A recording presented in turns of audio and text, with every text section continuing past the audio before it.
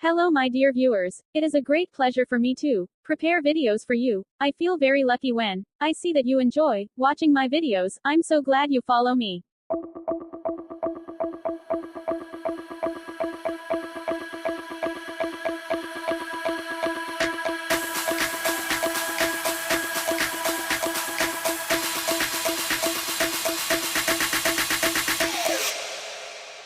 You